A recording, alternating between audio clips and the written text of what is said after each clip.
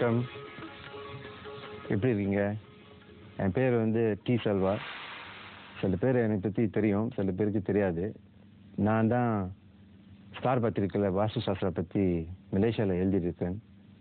அது இல்லாமல் சில பேர் வந்து என் புஸ்தகம் படிச்சிருப்பாங்க. நான் 3 புஸ்தகம் எழுதியிருக்கேன் வாஸ்து சாஸ்திரா பற்றி. இதுதான் முதல் நேரம் நான் வந்து ஒரு நிகழ்ச்சி வந்து தமிழில் பேசுகிறேன்.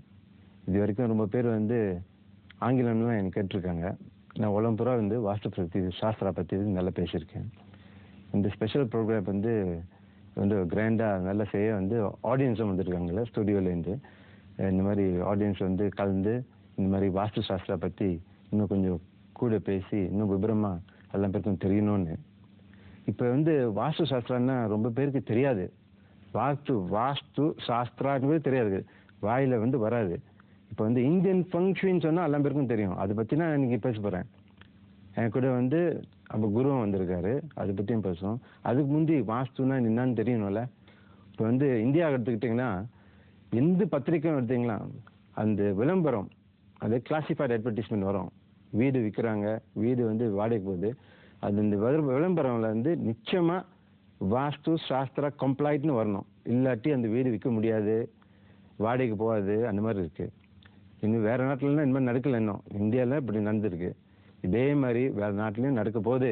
இன்னும் கொஞ்சம் நாட்டில் இந்த மாதிரி வந்து வாஸ்து சாஸ்திரா இன்னும் பாப்புலராக வந்து உலகம் பூரா வீடு வாங்கும் போது வாஸ்து சாஸ்திரானா படிதான் இருக்கணும். படி வாஸ்து சாஸ்திரா படி இல்லாட்டி என்ன மாதிரி வரும், பிரச்சனை வரும். வாழ்க்கையிலேருந்து விதவிதமான பிரச்சனை இருக்குது. சில வந்து மனவேதி இருக்குது, சில பேருக்கு வந்து காசு பிரச்சனை, நோய்கள், அமைதி இல்லை, இல்லாட்டி ஒத்துமை இல்லை குடும்பத்தில். ஏன்னா சில பேர் வந்து வீட்டுக்கு போனோன்னா சண்டை வருது அடிக்கடி, ஹஸ்பண்ட் ஒய்ஃப் இந்த மாதிரி விதவிதமான பிரச்சனைலாம் இருக்கு. அது என்னத்தினால இருக்கலாம்? இது நீங்கள் என்ன நினைக்கிறீங்க? வீடுனால என்ன இருக்கலாம்ல? அதே மாதிரினா வாஸ்து பிரகாரம் வந்து ஒரு வீடு அமைப்பு நல்லபடி இருந்தால் என்ன கிடைக்கும்னு ரொம்ப பேர் எனக்கு இருக்காங்க. ஆரோக்கியம் கிடைக்கும், நோய்கள்லாம் இருக்காது, நல்லா சந்தோஷமாக இருக்கலாம் வீட்டில். இதுதான் முக்கியம். அதனால இந்த நிகழ்ச்சி வந்து ரொம்ப டைரெக்டாக ஃபோக்கஸ் பண்ண போகிறோம். ஒரு இன்ட்ரடக்ஷன் தான். இப்போ வந்து இந்த நிகழ்ச்சியிலேருந்து ஒரு இன்ட்ரடக்ஷன், அப்படி வாஸ்துன்னா என்னென்னு. என் கூட நம்ம குரு வந்திருக்காரு. அவர் வந்து 7th ஜெனரேஷன், 7வது பரம்பரையாக வந்து அவருன்னா மாஸ்டர் யுவராஜ். வணக்கம் மாஸ்டர். வணக்கம். ரொம்ப சந்தோஷம் நீங்கள் வந்து சென்னை இந்தியாவிலேருந்து எனக்கு வந்து என் கூட வந்து இந்த நிகழ்ச்சியில் வந்து கலந்துக்கிறது ரொம்ப சந்தோஷம். இந்த வாஸ்து பற்றி கொஞ்சம் டீட்டெயிலாக இன்ட்ரடக்ஷன் வந்து கொஞ்சம் கொடுக்குறீங்களா? முதல்ல வந்து எங்கள் குடும்பத்தை பற்றி சொல்கிறேன். இப்போ வந்து எங்கள் குடும்பம் வந்து ஒரு 7 தலைமுறையாக இந்த வாஸ்து சாஸ்திரத்தில் வந்து அனுபவம் பெற்றது. எங்கள் தகப்பனார் வந்து திரு சௌமா அவர்கள் சென்ற ஆண்டு தான் காலம் தவறினாங்க. அவங்க வந்து அஸ்ட்ராலஜி வாஸ்து ரெண்டுத்துலேயும் வந்து பாண்டித்தியம் பெற்று அதாவது இந்தியா முழுக்க பல மாநிலங்களுக்கு சென்று வாஸ்து சாஸ்திர அறிவுரைகளை கூறி வந்திருந்தாங்க. இப்போ எனக்கு வந்து 7வது தலைமுறையாக எங்கிட்ட அதை படிச்சிருக்காங்க. இப்போ நம்ம வந்து அந்த வாஸ்து சாஸ்திரத்தை எல்லாருக்கும் எல்லா மக்களுக்கும் வந்து சென்றடையணும்னு புஸ்தகங்கள் நிறைய வெளியிட்டு சீடிதான் வெளியிட்டு இன்றைக்கி வந்து உலகம் முழுக்க வந்து பரவிட்டு இருக்கிறோம் அந்த சாஸ்திரத்தை. அதில் ஒரு முன்னோடியாக தான் மலேசியாலேயும் நம்ம பண்ணிகிட்ருக்குறோம். அதை இது வரைக்கும் எப்படி பாப்புலராக இருக்கா வாஸ்து மலேசியாவே வேறு ஊரில்? இந்தியாவில் வந்து நல்லா பாப்புலராக இருக்குது. இன்றைக்கி வந்து இந்தியாவில் வந்து குறைஞ்சது வந்து ஒரு 2000 வாஸ்து கன்சல்டன்ட் இருக்காங்க. சரி. அது வந்து மலேசியாலேயும் அந்த மாதிரி எல்லாம் வரணும், இந்த சாஸ்திரம் வந்து உலகம் முழுக்க பரவணுன்றது தான் எங்களுடைய ஆசை. அதுக்கு முன்னேற்பாடாக தான் நிறைய இடத்துல வந்து கோச்சிங்லாம் கொடுத்துட்டு வரோம். இப்போ வாஸ்துவும் அது சயின்டிஃபிக்காக அது என்ன கொஞ்சம் எக்ஸ்பிளைன் பண்ணிக்கலாம். ரொம்ப பேர் வந்து சொல்கிறாங்க அது வந்து 5000 years old. இப்போ வந்து எப்படி நம்ம மாடர்ன் டைம்ஸ் இப்போ வந்து வாஸ்துலாம் எப்படி பார்க்க வீட்டுக்கெல்லாம் வந்து ரெடிமேட் கட்டி போட்டு இருக்காங்க. அதுக்கு தகுந்தாப்பில் வந்து வாஸ்து எப்படி வந்து இன்கார்பரேட் பண்ணி எப்படி வந்து வாஸ்து ஃபாலோ பண்ணுன்னு நீங்கள் கொஞ்சம் விருப்பம் சொல்லுங்கள். அந்த சயின்டிஃபிக் எக்ஸ்பிளேஷன் பஞ்சபூதாஸ் பற்றி.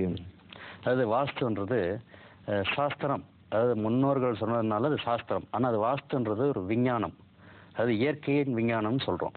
அது எப்படின்னா வாஸ்துன்றது அடிப்படை வந்து பஞ்சபூதம் தான் வந்து வாஸ்துவில் வந்து முதல் அடிப்படையே அதுதான். நிலம், நீர், நெருப்பு, காற்று, ஆகாயம், இந்த பஞ்சபூதத்தை பேஸ் பண்ணி தான் வாஸ்து இயங்குது.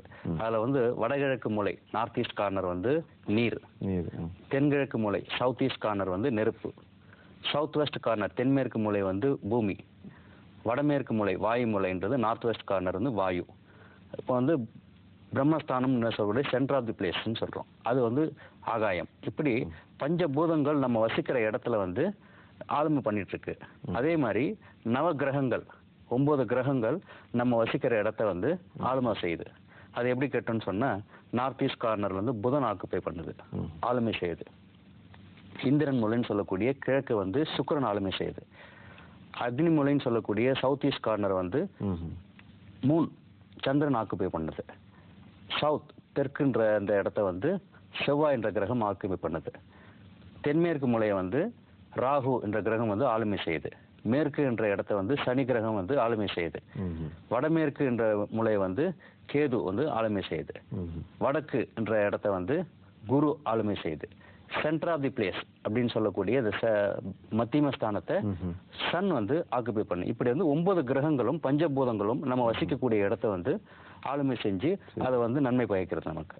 இப்போ வந்து ஒரு வீட்டில் வந்து இந்த பஞ்சபூத மாதிரி இந்த 5 பஞ்சபூதம் வந்து வீட்டில் வந்து அமைப்பு இல்லாட்டி என்ன மாதிரி பிரச்சனைகள் வரும் அப்படி சொல்ல முடியுமா? ஆமாம், அதாவது ஒரு இடத்துல வந்து பிழையானா, இப்போ உதாரணத்துக்கு வந்து வடகிழக்கு மூலைன்னு சொல்லக்கூடிய நார்த் ஈஸ்ட் கார்னர் வந்து ப்ராப்ளம் இருந்துச்சுன்னு சொன்னா, என்ன மாதிரி ப்ராப்ளம்னா முன்னேற்ற தடை பண்ணும். உதாரணத்துக்கு வந்து வடகிழக்கு மூலையில படிக்கட்டோ, வடகிழக்கு மூலையில வந்து டாய்லெட்டோ, இந்த மாதிரி மாறி அமைப்பு மாறி இருந்ததுன்னா, தவறுதலா இருந்ததுன்னா வீட்டினுடைய முன்னேற்றத்தை வந்து தடை பண்ணும். அதாவது என்ன கஷ்டப்பட்டாலும் ரிசல்ட்ன்றது அவங்களுக்கு கிடைக்காது, பிரத்தியாருக்கு தான் கிடைக்கும்.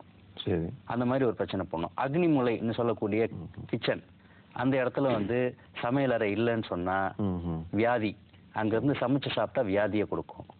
எனக்கு தெரிஞ்ச வரைக்கும் முத ஒரு வீட்டு வந்து குடி போகிற முந்தி அந்த வீடு வந்து எந்த திசையில் இருக்குன்னு முத பார்க்கணும். ரொம்ப பேர் வந்து வீடு வாங்க போகிறாங்கன்னா முதல் நம்பர் என்ன பார்க்குறாங்க, அந்த வீடு நம்பர் எப்படி இருக்கு, நல்லா இருக்கு, நம்பர் 8 நல்லா இருக்கா, 7 நல்லா இருக்கா, 5 நல்லா இருக்கான்னு. எனக்கு தெரிஞ்ச வரைக்கும் வாஸ்து பெரிய ஒரு கம்பஸ்னா பாய்க்கணும். இதான் வந்து ஒரு இன்ஜினியரிங் கம்பஸ் எப்பயும் பாய்க்கணும். ரொம்ப பேர் வந்து சூரியன் பார்த்து வைக்கிறாங்க மாஸ்டர், அதை பற்றி நீங்கள் சொல்கிறீங்களா? இல்லாட்டி கொஞ்சம் கம்பஸ் எப்படி பாய்க்கணும்னு அதுவும் கொஞ்சம் தெரியுங்களா?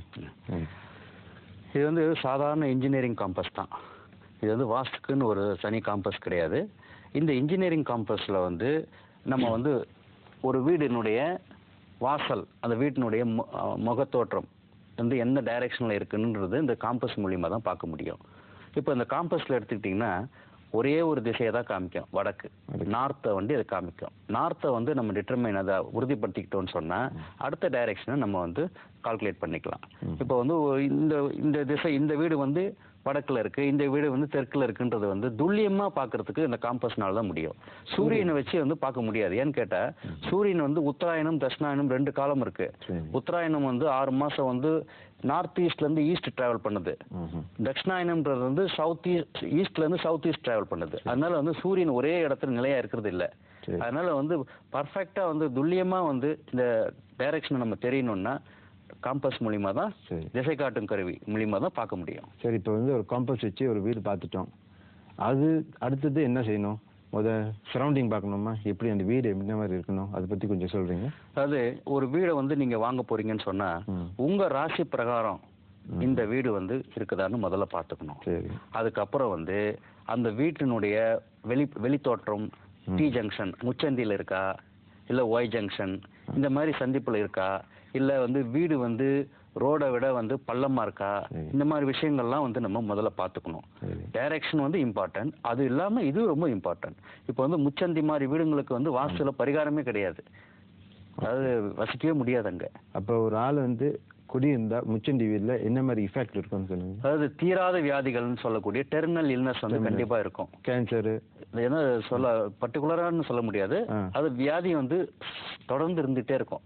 அதாவது கியூரே பண்ண முடியாத வியாதி இந்த டி ஜங்ஷன் வீட்டில் இருக்கவங்களுக்கு கண்டிப்பா இருக்கும். யாராவது ஒரு ஃபேமிலி மெம்பருக்கு பர்டிகுலரா அது வந்து குடும்ப தலைவன் சொல்லக்கூடிய மாஸ்டர் ஹெட் ஆஃப் தி பர்சனை வந்து இதை கண்டிப்பா எஃபெக்ட் பண்ணும். அப்படி டி ஜங்ஷன் முச்சந்தி வீடு. ஆமா. அப்புறம் வேற சில பேர் வந்து வீடு வாங்குறாங்க, மேட்ல வாங்குறாங்க, ரொம்ப சந்தோஷமா இருக்கும், மெஜஸ்டிக்கா இருக்குன்னு சொல்றாங்க, அதனால மேட்ல வாங்குறாங்க, அதை பத்தி தப்பா? இல்ல, சாஸ்திரத்துல வந்து எப்பவுமே சொல்றாங்க வீதியை விட வீடு வந்து உயரமா இருக்கணும்னு. அது தப்பு கிடையாது, வாங்குறதுல ஒன்றும் நல்ல விஷயம் தான். அப்புறம் வந்து இந்த லேண்ட் ஒரு நிலம் எடுத்தீங்கன்னா அது என்ன மாதிரி ஷேப் இருக்கணும்னு அதை பத்தி கொஞ்சம் சொல்றீங்க? ஆமா, நல்ல கேள்வி. அதாவது இந்த வசிக்கக்கூடிய வீடு சதுரமா இல்லைன்னா செவ்வகமா இருக்கணும். ஸ்கொயர் இல்லைன்னா ரெக்டாங்குலர் ஷேப்ல தான் கண்டிப்பாக அந்த வசிக்கக்கூடிய வீடு அமையணும். மற்ற வந்து ஷேப், மற்ற வடிவங்கள் வாஸ்துல வந்து சொல்லல. இந்த 2 வடிவமத்தை தான் வாஸ்து சாஸ்திரத்துல வந்து அறிவுறுத்திருக்காங்க. சில பேர் வந்து எனக்கு எழுதியிருக்காங்க, இந்த மாதிரி சொல்றாங்க, நம்ம வீடு வந்து முன்னுக்கு வந்து ஒரு மரம் இருக்கு, பெரிய மரம் இருக்கு, இல்லாட்டி லேம்ப் போஸ்ட், அதெல்லாம் நம்ம வீட்டு முன்னுக்கு இருக்கு, அதாவது தப்பா? பொதுவா வந்து வீட்டு விட்டு வெளியே போறப்போ தடைகள் எதுவும் நம்ம பார்க்க கூடாது. தடைகள் அதாவது ஒரு அப்டக்கல்ஸ் வந்து இருக்கக்கூடாது. ஒரு மரமோ இல்ல ஒரு லேம்ப் போஸ்டரோ மின் விளக்கோ இது இருந்ததுன்னா தடைகள், அது போற காரியம் வந்து தடையாகும்னு சொல்றோம். அதனால வீட்டு முன்னுக்குன்னா இங்க கேட் முன்னுக்கு, மெயின் டோருக்கு முன்னாடி, மெயின் கேட்டுக்கு முன்னாடி. அதான் இருக்கு. இப்போ வந்து நல்லா எக்ஸ்பிளைன் பண்ணிருக்கேன் அந்த சயின்டிஃபிக் விஞ்ஞானம் பத்தி வாஸ்துவம்னு. இப்போ வந்து ஆடியன்ஸ்லேருந்து ஒரு கேள்வி எடுப்போம், அவங்க கேள்வி கேட்டுட்டு நம்ம பார்ப்போம். இந்த ஆடியன்ஸ்லேருந்து யாரும் கேள்வி இருக்கா? ஒரு கேள்வி கேட்போம். வணக்கம் மாஸ்டர், எனக்கு ஒரு கேள்வி இருக்கு. ஜோதிடம் படி ஒரு வீட்டை இப்படி தேர்ந்தெடுப்பது? நல்ல கேள்வினா ரொம்ப பேர் வந்து அது கன்ஃபியூஷன்ல இருக்கு. வாஸ்துவும் ஜோதிடம் படி அஸ்ட்ராலஜியும் என்ன கனெக்ஷன் கேட்குறாங்க. சில பேர் கேட்குறாங்க ஜோதிடம் அதை பார்த்து நம்ம வந்து திசையில வந்து எந்த திசையில இருந்து நம்ம வீடு அமைப்பு இருக்கணும்னு பார்க்கணும். அதை பத்தி கொஞ்சம் சொல்றீங்க? அது நல்ல கேள்வி. பொதுவாக வந்து ஜோதிடம், வாஸ்து, வைத்தியம், அதாவது அந்த காலத்துல சொன்ன சித்த வைத்தியம், இது ஒன்னோட ஒன்று கனெக்ஷன் இருக்கு. அதாவது மணி மந்திர மாந்திரிகம், அதாவது வைத்தியம், இதெல்லாம் வந்து கனெக்ஷன் ஒன்னோட ஒன்று. இப்போ வந்து ஒரு வீடு வாங்க போறீங்கன்னு சொன்னா ஒரு சுபகாரிய நிகழ்ச்சி. அந்த சுபகாரியம் நிகழ்றது உங்க ஜாதக பிரகாரம் நல்ல நேரம் ஓடிட்டு இருந்ததுன்னா வாங்கினா அது நல்ல விலைக்கு வாங்கலாம். உதாரணத்துக்கு வந்து ஒரு சாதாரணமா வந்து ஒரு 10 ரூபாய்க்கு வாங்கக்கூடிய ஒரு பொருளை நேரம் நல்லா வாங்கினீங்கன்னா 15-20க்கு வாங்கக்கூடிய நிலைமை வரும். நல்ல நேரத்துல வாங்கினா 10 ரூபாய் கிடைக்க வேண்டியதை வந்து கொஞ்சம் கம்மியா கூட வாங்க முடியும். அப்படி ஒண்ணு இருக்கு. அதாவது நேரங்காலம் பார்த்து ஒரு விஷயத்த செய்யணும்னு சொல்றாங்க. ரெண்டாவது, எல்லா திசைகளும் வந்து நம்ம ராசிக்கு வந்து உகந்ததா அப்படின்னு நம்ம பார்க்கணும். அப்படி பார்த்தோம்னா இந்த 8 திசைகள் சொல்லியிருக்கோம் சாஸ்திரத்துல. இந்த 8 திசைகள்ல ஒரு சிலருக்கு ஒரு ராசிக்கு வந்து உகந்ததா இருக்கும், இன்னொன்னு வந்து உகந்தது இல்லாத இருக்கும். அப்போ அப்படி பாக்குறப்போ மேஷ ராசிக்கும் ரிஷப ராசிக்கும் எந்த திசைகள் வந்து நல்ல திசைகள் அப்படின்னு நம்ம 12 ராசி இருக்கு. இந்த 12 ராசியில மேஷம் ரிஷபம் முதல் 2 ராசி. இதுக்கு வந்து வடக்கு நார்த் தவிர மற்ற எல்லா ராசியும் வாங்கலாம். ரெண்டாவது மிதுன ராசி.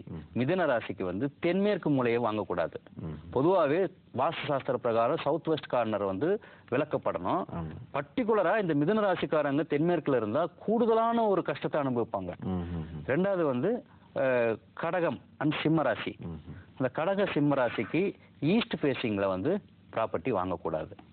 அப்புறம் வந்து கன்னியா ராசி. கன்னியா ராசிக்கு வடமேற்கு மூலை நார்த் வெஸ்ட் கார்னர்ல வந்து நம்ம ப்ராப்பர்ட்டி வாங்கக்கூடாது. அதுக்கப்புறம் வந்து துலாம் அண்ட் விருச்சிக ராசி, இது வந்து தெற்கு பார்த்த வீடு வாங்கக்கூடாது. அதுக்கப்புறம் வந்து தனுசு ராசி, நார்த் ஈஸ்ட் கார்னர் வடகிழக்கு மூலையில பார்த்த ப்ராப்பர்ட்டி வாங்கக்கூடாது. அதுக்கப்புறம் வந்து மகரம் கும்பம், இந்த 2 ராசி வந்து மேற்கு பார்த்த வீடு வாங்கக்கூடாது. அதுக்கப்புறம் வந்து மீனராசி. மீனராசி வந்து தென்கிழக்கு மூலை உள்ள ப்ராப்பர்ட்டியை வாங்கக்கூடாது. இப்படி பார்த்து வாங்கி அந்த வீட்டில் வச்சிட்டோன்னு சொன்னா அந்த வீட்டில் எல்லா வளமும் அந்த வீட்டுக்கு கிடைக்கும் சாஸ்திரத்தை சொல்லியிருக்கு. இப்போ இந்த மாதிரி கேள்வி கேட்டுக்கிட்டு ரொம்ப பேருக்கு தெரியாது இந்த விஷயம், அது ரொம்ப சீக்ரெட்டிவாக இந்த வச்சுருந்தீங்க. இப்போ வந்து இந்த மாதிரி எக்ஸ்போஸ் பண்ணோடனே இப்போ வந்து ஒரு வீட்டில் வந்து ஒரு மனிதன் வந்து ராசி பார்க்காம வீடு வந்து குடி போயிட்டாரு. இப்போ தெரிஞ்சிருச்சு, ரொம்ப குழப்பமா இருப்பாங்க. அதை பத்தி என்ன சொல்லுங்க? அது பெரிய ஃபால்ட்டா டிஃபெக்டா, அது எந்த பரிகாரம் இருக்கா? சரி, நல்ல கேள்வி. அது ஒரு வீடுன்னு சொன்னா ஒருத்தரை ஒண்டி பேஸ் பண்ணி இருக்கிறது இல்லை. கணவன், மனைவி, பிள்ளைகள் இவங்கெல்லாம் இருக்காங்க. இப்போ வந்து பொதுவா வந்து இந்த ஹெட் ஆஃப் தி பர்சன் அப்படின்னு நம்ம சொல்றோம். யார் ஹெட் ஆஃப் தி பர்சன்? கணவன், மனைவி, husband and wife, bread winners. அவங்க தான் வந்து வீட்டினுடைய கர்த்தா. இப்போ வந்து நம்ம சாஸ்திரத்துல வந்து மென், அதாவது கர்த்தாவை தான், அதாவது அந்த காலங்களில் பார்த்தீங்கன்னா குடும்ப தலைவன் தான் வந்து வீட்டை வந்து வழி நடத்துறது, வரவு செலவு கணக்கு, வருமானத்தை ஈட்டுறது எல்லாமே அந்த காலத்துல வந்து மென் ஓரியன்டா இருந்தது. ஆண் எல்லாமே பண்ணிக்கூட ஒரு சூழ்நிலையில இருந்தது. இன்னைக்கு வந்து அப்படி இல்லை.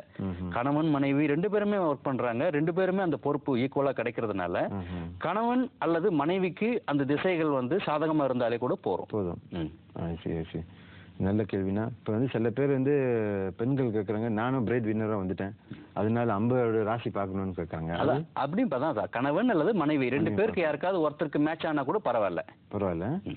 சரி, ரொம்ப நன்றி மாஸ்டர், ரொம்ப நன்றி மேடம். அந்த நல்ல கேள்வினா கேட்டிருக்கீங்க. இப்போ இது வரைக்கும் வந்து பார்க்க போனீங்கன்னா வந்து வாஸ்துனா கட்டணது வீட்டில் வந்து சொன்னாங்க அப்ளை பண்ணலான்னு நீங்கள் தெரிவிக்கிறீங்க. இப்போ வந்து மலேசியா பொறுத்த வரைக்கும் நான் தெரிஞ்ச வரைக்கும் ஒரு 70% வாஸ்து அப்ளை பண்ணலாம் நீங்கள் சொல்கிறீங்களா மாஸ்டர்? 70% நான் கொடுக்க முடியாது. ஏன்னு கேட்டால் வாஸ்துன்னு சொன்னால் ஒரு இடம் வாங்கி வீடு கட்டுறது தான் வந்து வாஸ்து. இப்போ வந்து இங்கே உள்ளதெல்லாம் ரெடிமேட், அதாவது உடனடியாக கட்டப்பட்ட வீட்டுகள் தான் மக்கள் வசிக்கிறாங்க. இந்த மாதிரி ஒரு சூழ்நிலையில் ஒரு 45-50% தான் இங்கே கிடைக்குது. வாஸ்து சாஸ்திரம் வந்து ஒரு டீப்பான சப்ஜெக்ட்.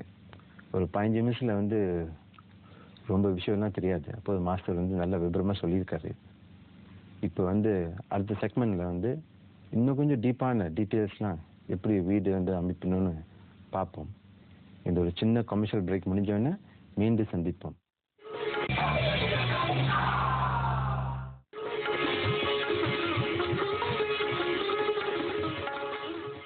இதை பற்றி நான் கேள்விப்பட்டிருக்கேன். இது வந்து அந்த கலர் மாற்றுறதுனால அவங்களுக்கு நன்மை அடையுது அப்படின்னு கேள்விப்பட்டிருக்கேன். ஆனால் எந்த அளவுக்கு உண்மை அப்படின்னு தெரியாது. ஃபாலோ பண்ணுறவங்க இருக்காங்க, சிலவங்க வந்து they do not believe in all this. So இது வந்து இது வெரி இண்டிவிஜுவலிஸ்டிக். அது வந்து ஒரு மனசு பொறுத்து இருக்கிறது. இப்போ நம்மளுக்கு எல்லாம் ஒன்று நினச்சோம்னா அது ஒன்றும் இல்லை. அவங்க மனசு எப்படி பிடிக்குதோ அந்த மாதிரி. நம்ம பொறுத்தவரை கலர் பொறுத்த வரைக்கும் எல்லா கலருமே அழகு தான். அதில் வந்து இது தான் அடிக்கணும், இது தான் இது பண்ணக்கூடாது அப்படின்லாம் ஒரு இதில் எது நம்மளுக்கு சூட் ஆகப்படுதோ அதை நம்ம மனசுக்கு பிடிச்ச மாதிரி செஞ்சுக்கோம். கலர்ஸ் வந்து ஒவ்வொருத்தங்களோட மனசை பொறுத்தது. அவங்க என்ன நினைக்கிறாங்க, என்ன மாதிரி அவங்களுக்கு கலர் டிசைன் வேணும் அப்படின்றதுக்காக அவங்க அடிக்கிறாங்க. வாஸ்து பார்த்து அடிக்கிறத விட மனசை பார்த்து அடிக்கிறது பெட்டர். உங்கள் மனசுக்கு அது பிடிச்சிருந்துச்சுனாக்கா ஐம் ஷூர் அது வாஸ்துக்கும் பிடிச்சிருக்கும்னு நினைக்கிறேன். அதை பற்றி வந்து நம்மளை பொறுத்து இருக்குது. ஏன்னா நம்ம வந்து என்ன கலர் சூஸ் பண்ணுறோமோ அது நம்ம நல்லதாக பட்டாக்கா நம்ம யூஸ் பண்ணலாம். வாஸ்துங்கிறது வேற, கலருங்கிறது வேற. கலர் வந்து அவங்கவுங்களுக்கு பிடிக்கும். மீண்டும் சந்திப்பது மகிழ்ச்சி. கொஞ்சம் முந்தினா வந்து வாஸ்துவும் சயின்டிஃபிக் கனெக்ஷன்னு பார்த்தோம். இப்போ 2வது செக்மெண்ட்டில் வந்து கொஞ்சம் டீட்டெயிலாக போவோம். எப்படி வந்து வாஸ்து பிறகு ஒரு வீடு வந்து மொத என்ன பார்க்கணுன்னு. மாஸ்டர், நம்ம கேள்வி வந்து ரொம்ப பேர் வந்து வீடு வந்து மொத வந்து எங்கே பூஜை அறை இருந்து பார்க்குறாங்க. அது முக்கியமா இல்லை வாசல் படி முக்கியமா? அது கொஞ்சம் தெரிவிக்கிறீங்களா? அதாவது நல்ல கேள்வி. பொதுவாக வந்து இந்த மாதிரி வளர்ச்சி அடைந்த நாடுகள் எல்லாம் இடம் வாங்கி வீடு கட்டுறதுன்றது ரொம்ப ரொம்ப குறைஞ்ச சதவீதமாக தான் இருக்குது. அது கட்டின வீடுகள் தான் நிறைய, இந்த மாதிரி ரெடிமேட் ஹவுஸ் தான் நிறைய கிடைக்குது. இந்த மாதிரி சூழ்நிலையில் ஒரு கட்டின வீட்டுக்கு எந்த விஷயங்கள் ரொம்ப முக்கியமானதுன்றதை நம்ம பார்க்கணும். இப்போ அதில் வந்து பார்த்திங்கன்னா ஃபர்ஸ்ட் ப்ரையாரிட்டி, முதல் முக்கியத்துவம் என்னென்னா வீட்டினுடைய மெயின் டோர் அப்படின்னு சொல்கிறோம். வீட்டினுடைய வாசல், அதுதான் வீட்டினுடைய முகம்னு சொல்கிறோம். ஃபேஸ் ஆஃப் தி ஹவுஸ், வீட்டினுடைய முகம். அந்த வீட்டினுடைய முகம் வாசல் வந்து எங்கே அமையணுன்றது சாஸ்திரத்தில் ரொம்ப முக்கியமானதாக சொல்கிறாங்க.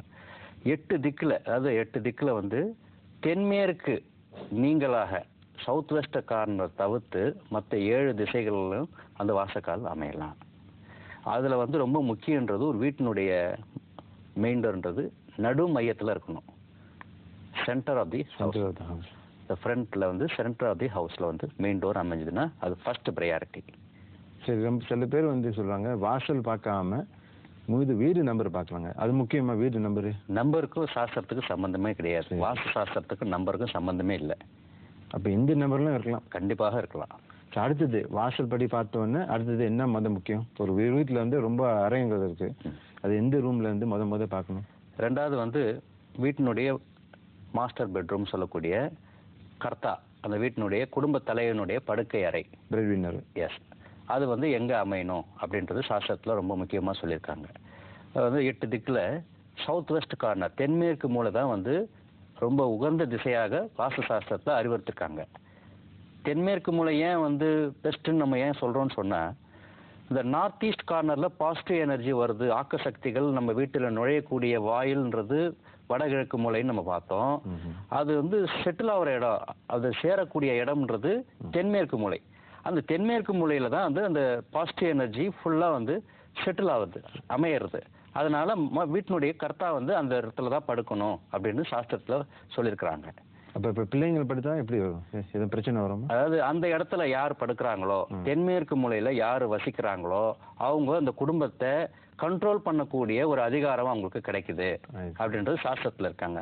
அப்போ அந்த அதிகாரம் யார்கிட்ட இருக்கணும்? ஒரு வீட்டில் பிரெட் வின்னர் கிட்ட தான் இருக்கணும். சில்ட்ரன்ஸ் கிட்ட இருக்கலாமா? முடியாது. அதனால தான் சவுத் வெஸ்ட் கார்னர்ல only for the bread winner, master குடும்ப தலைவன் தான் படுக்கணும். ரெண்டாவது வந்து ரெண்டாவது அறை அப்படி பார்த்தோம்னா தென்மேற்கு மூலையை சம்டைம்ஸ்ல வரத்துக்கு வாய்ப்பு இல்லை அப்படின்ற சூழ்நிலையில தெற்குல இருக்கலாம். Second choice. ரெண்டாவது முறை வந்து தெற்குல அமையலாம். சரி, அது வந்து ஒரு பெட்ரூம்க்கு. அடுத்து முக்கியம் வந்து என்னது, ஒரு பெட்ரூம். ரெண்டாவது பெட்ரூம், மாஸ்டர் பெட்ரூம் முடிஞ்சு பிள்ளைகள் இருக்காங்க இல்லையா, அவங்களுக்கு பெட்ரூம் எங்க கொடுக்கணும் அப்படின்றது சாஸ்திரத்துல சொல்லியிருக்காங்க. அதுல வந்து வடகிழக்கு மூலை, நார்த் ஈஸ்ட் கார்னர் வந்து ஆண் சந்ததிக்கு படுக்கை அறை கொடுக்கலாம். சன்ஸ் அது வந்து நல்ல இடம். அந்த இடத்துல இருந்ததுன்னா அவங்களுடைய புத்தி ஷார்ப்பா இருக்கும், கூர்மையான புத்தி, எதுலையுமே வந்து ஒரு இன்ட்ரெஸ்ட் இருக்கும். அந்த மாதிரி ஒரு சூழ்நிலை அவங்களுக்கு கிடைக்கும். அது அப்புறம் வந்து பெண் பிள்ளைகள், அந்த பசங்களுக்கு வந்து எங்க ரூம் கொடுக்கணும்னு பார்த்தா வடமேற்கு மூலை, நார்த் வெஸ்ட் கார்னர் வந்து நல்ல இடமாக கருதப்படுகிறது பெண் பிள்ளைகளுக்கு. ஸோ இந்த மாதிரி வந்து ரூமை வந்து நம்ம டிவைட் பண்ணணும். அப்புறம் வந்து உறவினர்கள், கெஸ்ட் ரூம்ஸ்ன்னு சொல்றோம். அது எங்க வரலாம் அப்படின்னா கண்டிப்பாக சவுத் வெஸ்ட்டை கொடுக்கக்கூடாது. South west corner guest room கொடுத்துட்டீங்கன்னா கெஸ்ட் வந்து உங்களை டாமினேட் பண்ணுவாங்க, அதிகாரம் செலுத்துவாங்க. அதனால அவங்களுக்கு கொடுக்கக்கூடாது. சவுத் வெஸ்ட் இல்லாம வேற எந்த இடத்துல வேணா கெஸ்ட் ரூம் கொடுக்கலாம். கண்டிப்பாக நார்த் ஈஸ்ட் கார்னர்ல கப்புள்ஸ் படுக்கக்கூடாது. தம்பதிகள் வடகிழக்கு மூலையில எக்காரணத்தை கொண்டும் படுக்கக்கூடாது. படுத்தாங்கன்னு சொன்னா குழந்தை உற்பத்தி தீர்க்கம் வந்து இல்லாம போகும். அது சைல்டு டிலே ஆகும். இன்கேஸ் அப்படியே இருந்தா கூட மிஸ்கேரி ஆகும். இந்த மாதிரி நிறைய குறைகள் வந்து வடகிழக்கு மூலையில கணவன் மனைவியினுடைய படுக்கறை இருந்தா அப்படி அமையும். அடுத்து முக்கியமான இடம் ஒரு வீட்டுல, இப்ப வந்து ஒரு பெட்ரூம் பார்த்துட்டோம், அடுத்தது சமையல் அறை என்ன வருது வாஸ்துல, அதை பத்தி கொஞ்சம் சொல்றீங்க? நல்ல கேள்வி. அதாவது சமையல் அறை வந்து ரொம்ப ரொம்ப முக்கியம் ஒரு வீட்டுக்கு. எப்படின்னு கேட்டிங்கன்னா, ஒரு வீட்டில் வந்து கரெக்டான இடத்துல, சரியான இடத்துல சமையலறை அமைஞ்சதுன்னு சொன்னா நல்ல தேக ஆரோக்கியத்தோட வீட்டில் இருக்கவங்க வசிப்பாங்க. அதான முக்கியம். ஹெல்த் வந்து ரொம்ப முக்கியம். வெல்த்தை விட ரொம்ப ஹெல்த் தான் முக்கியம். ஸோ அந்த தென்கிழக்கு மூலை, வடமேற்கு மூலை, இந்த ரெண்டு திசைகள் வாஸ்து சாஸ்திரத்துல வலியுறுத்திருக்காங்க சமையலறைக்குன்னே. அந்த ரெண்டு இடத்துல தான் வந்து சமையலறை இருக்கணும். இந்த ரெண்டு இடங்கள்ல இல்லாம வேற எந்த இடத்துல இருந்தாலும் வீட்டுல வசிக்கிறவங்களுக்கு அடிக்கடி வந்து உடல் உபாதைகள், அடிக்கடி வந்து மருத்துவர்கிட்ட செல்ற சூழ்நிலை உண்டாகிட்டே இருக்கும். இப்போ அந்த டைரக்ஷன், அந்த லொகேஷன் இருக்கு, இப்போ அந்த டைரக்ஷன் எப்படி master? South east, north west சொன்னீங்களா, அந்த இடத்துல சமையல் அறை இருக்கணும். அந்த இடத்துல நின்றுட்டு எந்த திசையில வந்து பார்த்து சமையல்? தென்கிழக்கு மூலையில சமையலறை அமைஞ்சதுன்னு சொன்னா கிழக்கு பார்த்து சமைக்கணும், ஈஸ்ட் ஃபேஸ் பண்ணி சமைக்கணும். தென்கிழக்கு மூலை சவுத் ஈஸ்ட் கார்னர்ல இருந்ததுன்னா கிழக்கு பார்த்து சமைக்கணும். வடமேற்கு மூலைன்னு சொல்லக்கூடிய நார்த் வெஸ்ட் கார்னர்ல வந்து சமையலறை அமைஞ்சிருந்ததுன்னா வடக்கு பார்த்து சமைக்கணும். சரி, மூணாவது முக்கியமான விஷயம், ஒரு வீட்டுல வந்து பூஜை அறைன்னு வாஸ்து சாஸ்திரத்துல எழுதிருக்கு. அதை பத்தி பூஜை அறை பத்தி கொஞ்சம் விவரமா சொல்ல முடியுமா? அது என்னை பொறுத்த வரைக்கும் அது மூணாவது ப்ரையாரிட்டியா நான் கொடுக்க மாட்டேன். சரி, அது வந்து என்னை பொறுத்த வரைக்கும் கடைசி ப்ரையாரிட்டி. ஏன்னு கேட்டா மூணு விஷயம் பார்த்தோம். வாசக்கால் பார்த்தோம், ரெண்டாவது படுக்கை அறை பார்த்தோம், சமையல் அறை பார்த்தோம். இப்போ வந்து வீட்டில் இருக்கக்கூடிய கழிவறைகள், அதுதான் ரொம்ப முக்கியம். உதாரணத்துக்கு வடகிழக்கு மூலையிலயோ தென்மேற்கு மூலையிலயோ கழிவறைகள் இருந்ததுன்னு சொன்னா ரொம்ப ப்ராப்ளம். உதாரணத்துக்கு நார்த் ஈஸ்ட்ல இருந்தது, எவ்வளவு கஷ்டப்பட்டாலும் அவங்க முன்னேற்றமே இருக்காது. அதே மாதிரி சவுத் வெஸ்ட் கார்னர்ல டாய்லெட் இருந்ததுன்னா எவ்வளவு பணம் வந்தாலும் விரயமாயிடும். அதனால கண்டிப்பா அது ரெண்டு கார்னர்ல இல்லாம மத்த எந்த இடத்துல வேணா அமையலாம். அதனால நாலாவது இம்பார்ட்டன்ட் ஃபார் தி டாய்லெட், கழிவறைக்கு ரொம்ப முக்கியம். அதுக்கப்புறம் தான் பூஜை ரூம் வருது. பூஜை ரூம் பாத்தீங்கன்னா நார்த் ஈஸ்ட் கார்னர், வடகிழக்கு மூலை ரொம்ப உச்சிதமான இடமா சொல்றாங்க சாஸ்திரத்துல. வடகிழக்கு மூலையில அமைஞ்சு கிழக்கு பார்த்து இருக்கணும். அதாவது படங்கள், விக்கிரகங்கள், சாமியினுடைய படம் எல்லாம் கிழக்கு பார்த்து இருந்ததுன்னா நல்ல அருமையான இடமா சொல்றாங்க. இன்கேஸ் வந்து அந்த இடங்கள்ல இல்ல, நார்த் ஈஸ்ட் கார்னர்ல பூஜை ரூம் அமைய முடியலன்னு சொன்னா சென்டர் ஆஃப் தி ஹவுஸ், பிரம்மஸ்தானம்னு சொல்லக்கூடிய சென்டர் ஆஃப் தி ஹவுஸ்லயும் அந்த பூஜை ரூம் வரலாம். அடுத்தது வந்து படிக்கட்டு, ஸ்டேர்கேஸ் வந்து அது எப்படி, எத்தனை மாடி இருக்கணும்னு, ஸ்டெப்ஸ் இருக்கணும்னு கொஞ்சம் தெரிவிக்கிறீங்க? படிக்கட்டுன்றது வந்து ரொம்ப முக்கியமான ஒரு விஷயம் வீட்டில். நான் முன்னால சொன்ன மாதிரி நார்த் ஈஸ்ட் கார்னர், வடகிழக்கு மூலையிலையும் தென்மேற்கு மூலையிலையும் படிக்கட்டு வரக்கூடாது. நார்த் ஈஸ்ட் சவுத் வெஸ்ட்லையும் இருக்கக்கூடாது. இருந்ததுன்னா அந்த டாய்லெட் உண்டாக்குன என்ன ப்ராப்ளம் உண்டாக்குதோ அதே ப்ராப்ளம் இதுவும் உண்டாக்கும். அதனால நார்த் ஈஸ்ட் சவுத் வெஸ்ட் இல்லாத வடகிழக்கு தென்மேற்கு இல்லாமல் மற்ற எல்லா இடத்துலையும் படிக்கட்டு இருக்கலாம். அப்படி இருக்கிற படிக்கட்டு வந்து வலஞ்சுழியாக இருக்கணும், கிளாக் வைஸாக இருக்கணும். ரெண்டாவது ஒத்தப்படியில் இருக்கணும். அது முதல் படி லாபம், ரெண்டாவது படி நஷ்டம். லாபம் நஷ்டம் லாபம் நஷ்டம்னு போது நம்ம தரையில் மேலே ஏறுறது வந்து லாபத்தில் முடியணும். சரி, அப்படிதான் இருக்கணும். இப்போ வந்து ஒரு வீட்டுக்கு வந்து எத்தனை ஜன்னல் இருக்கணும், எத்தனை வந்து டார்ஸ் என்ன கதவு இருக்கணும், அது கொஞ்சம் தெரிவிக்கிறீங்க? ஆமாம், அதாவது டோர்ஸ் கதவுகள் ஒரு வீட்டில் வந்து இரட்டைப்படையில் இருக்கணும், ஈவன் நம்பர்ஸில் இருக்கணும். அதே மாதிரி ஜன்னல்களும் இரட்டைப்படையில் இருக்கணும், ஈவன் நம்பர்ஸில் இருக்கணும். சரி, இப்போ வந்து வருணம் பற்றி பேசுவோம். கலர்ஸ் அதான் முக்கியம். ரொம்ப பேர் வந்து இஷ்டப்பட்டுக்கு வந்து கலர் அடிக்கிறாங்க. எல்லோ கலர், ஆரஞ்சு கலரு, கருப்பு கலரு. இந்த ஸ்டுடியோ பார்த்தீங்கன்னா ஃப்ளோரே கருப்பு கலருன்னா ஏதாவது நம்ம சீட்டே வந்து சிவப்பு கலர் போட்டிருக்கோம். அதை பற்றி கொஞ்சம் பேசுறீங்க. கலரும் இஃபெக்டும் அந்த ஒரு குடும்பத்துக்கு. அதாவது கலர் வந்து நம்ம முன்னாடி நம்ம பார்க்குறப்ப பார்த்தீங்கன்னா ஒரு கிரகம் ஒரு திசையை எப்படி ஆளுமை பண்ணுதுன்னு பார்த்தோம். அதே மாதிரி தான் இந்த கருப்பு, நீலம், இந்த கிரே, இந்த 3 கலரும் ஃப்ளோருக்கு வந்து வாஸ்துவில் நீக்கப்பட வேண்டிய கலர் அப்படின்னு சொல்லியிருக்காங்க. இந்த 3 கலரும் ஃப்ளோருக்கு இருக்கக்கூடாது, அதாவது பெட் மேட்ல இருக்கக்கூடாது, படுக்கை விரிப்புல இருக்கக்கூடாது, நம்ம உட்கார்ற நாற்காலியில இருக்கக்கூடாது. இதெல்லாம் வந்து தவிர்க்கப்பட வேண்டிய கலர்கள். இந்த கலர் மேல இருந்து நம்ம எந்த வேலை செஞ்சாலும் அந்த வேலை வந்து திருப்தியா முடியாது. ஸோ அந்த ஒரு அனுபவபூர்வமான ஒரு குறிப்பு இது. ரெண்டாவது வர்ணம், அதாவது அந்த சுவருக்கு வந்து என்ன மாதிரி வர்ணம் பூசலாம் அப்படின்னு சொன்னா எந்த வர்ணம் வேணா பூசலாம், மஞ்சளை தவிர, எல்லோவை தவிர. எல்லோ வந்து வால்க்கு வந்து பூசக்கூடாது. ஏன்னு கேட்டிங்கன்னா எல்லோ கலரை வந்து ஒரு அரை மணி நேரம் நீங்கள் தொடர்ந்து பார்த்தா நம்ம வந்து புத்தி வந்து தடுமாறும், நம்ம மைண்டை வந்து டைவர்ட் பண்ணிகிட்டே இருக்கும். ஸோ அந்த ஒரு கலருக்கு அப்படி ஒரு குணம் இருக்கு. அதனால வால்க்கு உண்டி எல்லோ வந்து போடக்கூடாது. இல்லாமல் வேற எந்த கலர் வேணா போடலாம். கருப்பு கண்டிப்பாக நீக்கப்படணும். இப்போ வந்து வீட்டு உள்ளார பார்த்துட்டோம். இப்போ வந்து வெளியே கார்டன், தோட்டம், என்ன மாதிரி பூச்செடி வைக்கலாம், என்ன மாதிரி பூச்செடி வைக்கக்கூடாது, அதை பற்றி கொஞ்சம் தெரிவிக்கிறீங்களா? அதாவது ரொம்ப முக்கியமான விஷயம் இது. வீட்டினுடைய சுற்றுப்புறம் இதில் வந்து வடக்கு கிழக்கு இந்த 2 இடங்கள்ல இடைவெளி ஜாஸ்தி இருக்கணும். அங்கதான் வந்து பிளான்ட்ஸ், அதாவது செடிகள்லாம் வைக்கலாம். பொதுவாக வந்து கொடித்தாவரங்கள், இந்த கிரீப்பர்ஸ் வகையான உள்ள எல்லா கொடித்தாவரங்களும் நம்ம அவாய்ட் பண்ணணும், தவிர்க்கணும். ரெண்டாவது பெரிய மரங்கள், அதாவது டாலர் ட்ரீ, பிக்கர் ட்ரீ சொல்றோம் இல்லையா, அதெல்லாம் வந்து வடக்கு கிழக்கு ஏரியாவில் வைக்கக்கூடாது. அப்போ கிரீப்பர்ஸ் சொன்னீங்க, மணி பிளான்ட் எல்லாமே, அவரைக்காய் பந்தல், ஆமாம், அந்த மாதிரிலாம் அதெல்லாம் கிரீப்பர்ஸ். அவரைக்காய் பந்தல், இந்த வெத்தலை எல்லாமே வந்து கொடித்தாவரத்து வகையில சேர்ந்தது தான். அதனால எல்லாத்தையும் தவிர்க்கணும். மேற்கு தெற்கு இந்த 2 இடங்கள்ல வந்து டாலர் பெரிய மரங்களை நம்ம வைக்கலாம். வந்து ரொம்ப அருமையான ஒரு பிளான்ட் எது கேட்டீங்கன்னா துளசி செடி வந்து வடகிழக்கு மூலையில வச்சா ஆக்க சக்திகளை உற்பத்தி பண்ணக்கூடிய ஒரு தன்மை அந்த செடிக்கு இருக்கு. ஓகே, இப்போ வந்து மாஸ்டர் நீங்க நல்லா எக்ஸ்பிளைன் பண்ணிருக்கீங்க. வெளியே செடிங்களா, பால் செடி பத்தி என்ன சொல்றீங்க? சில பெரிய வந்து பால் செடின்னு கூப்பிடுறாங்க, ஸ்டாப் வரும், அது பத்தி நல்லது. பால் செடிகளும் முள் உள்ள செடிகளும் வீட்டுல வைக்க கூடாது.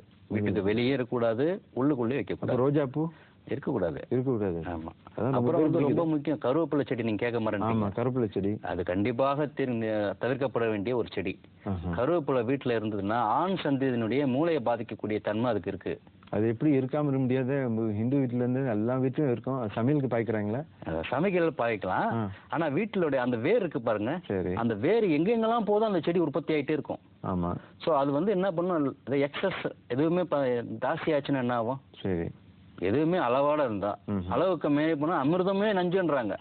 ஸோ இது வந்து அந்த மாதிரி ஒரு மூளையை பாதிக்கக்கூடிய தன்மை அந்த வேர்களுக்கு இருக்கு அப்படின்றது அனுபவத்துல வந்து உணர்ந்தது. அதனால கருவேப்பிலை நம்ம அவாய்ட் பண்ணணும். வேணும்னா வீட்டுக்கு காம்பவுண்டுக்கு வெளியே ஒரு பாட்டில் வச்சுக்கலாம்.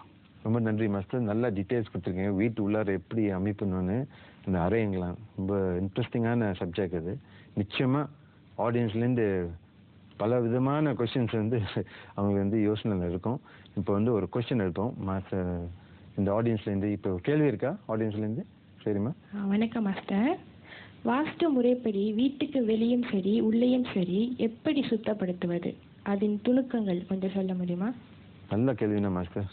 எப்படி வந்து ஸ்பேஸ் கிளென்சிங்னா கேட்குறாங்க. இப்போ வந்து வீடு வந்து வாஸ்து பிறகு அமைப்பு நல்லபடி இருக்குது.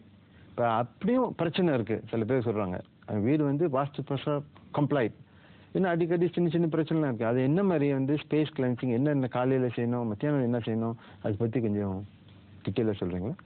நல்ல கேள்வி. பொதுவாக ஸ்பேஸ் கிளென்சிங், அதாவது வீட்டை வந்து சுத்தப்படுத்துதல் அப்படின்றது வந்து ரொம்ப முக்கியமான ஒரு விஷயம் சாஸ்திரத்தில். அது நம்ம வந்து ஒரு நாளைக்கு 2 வேளை குளிக்கிறோம். இல்லைன்னா சில பேர் பார்த்தீங்கன்னா பாதி நேரம் ஸ்விம்மிங் ஃபுல்லே இருப்பாங்க. ஆனால் வீட்டை எப்பயாவது கழுவுறோமா? ஆமாம். இல்லையே. சில பேர் தீபாவளிக்கு ஒரு நாள் கழுவுறாங்கல்ல, 6 மாதத்துக்கு ஒரு வாட்டி கழுவுறாங்க. வெள்ளிக்கிழமை வீட்டை வந்து கழுவணும், சுத்தப்படுத்தணும். வாசல் படியா வீடு எல்லாமே எல்லா இடத்துலையும் வந்து தண்ணி போட்டு கழுவி விடணும். அப்புறம் தான் வந்து நம்ம வந்து அந்த வீடு சுத்தமாகும். பெருக்குனா உண்டி அது சுத்தம் வந்து ஆகாது. தண்ணி போட்டு கழுவணும். அப்படி இல்லை துடைக்கவாது செய்யணும். ஸோ இது வந்து ரொம்ப ரொம்ப முக்கியமான குறிப்பு சாஸ்திரத்தில். ஸோ நம்ம வந்து எப்படி நம்ம அகத்தை வந்து சுத்தப்படுத்துகிறோமோ வீட்டை வந்து அது சுத்தப்படுத்தணும்.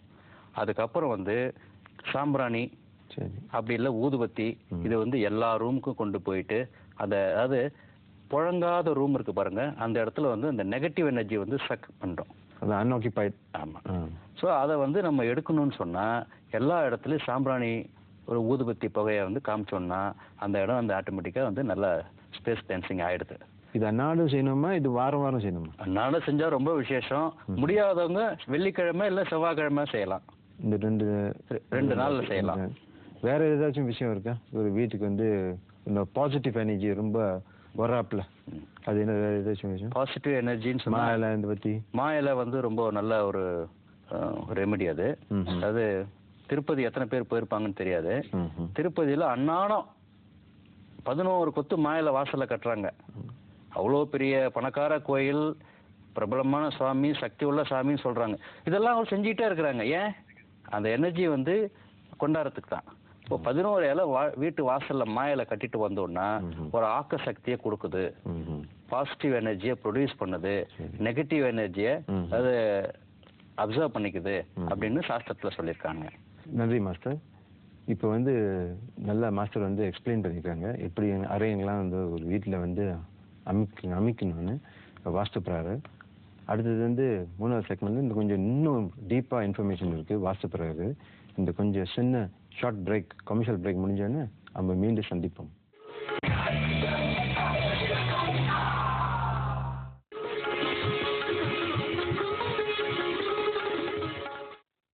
உப்பு வைக்கிறது எதுக்குன்னா நம்ம வந்து ஒரு நம்மளோட நசீப் வந்து வெளியே போகாமல் வீட்டுக்குள்ளேயே இருக்கும். உப்புல காசு போட்டால் அது உப்பு எப்படி கரையுதோ அதே மாதிரி நம்ம காசும் நல்லா பெருக்கும். அந்த இதில் நம்பிக்கை இருக்குது. ஜெனரேஷன் எல்லாம் மாறிட்டுருக்கேன்னு வந்து பழைய இது நம்பிட்டு இருக்காங்கன்னா இந்த மூட நம்பிக்கை தான் சொல்ல முடியும். துடைக்கக்கூடாது சொல்லுவாங்க. அதுவும் வந்து உப்புலாம் வந்து கண்டிப்பாக இருக்கணும்.